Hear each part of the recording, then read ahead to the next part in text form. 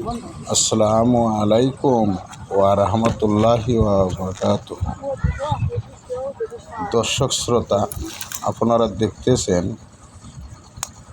করিতলা চন্দন বৈশা টু চর মাজিরা নৌকা ফেরিঘাট। সেখানে আমরা কিছুক্ষণ নদী পার হওয়ার জন্য অপেক্ষা করতেছি, আর কিছুক্ষণ পর নদী পার হব ইনশাআল্লাহ।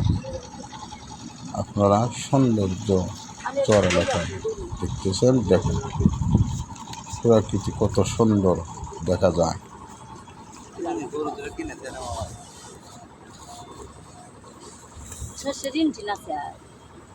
চর এলাকার রাস্তা নদীর কিনার দিয়ে চলে গেছে।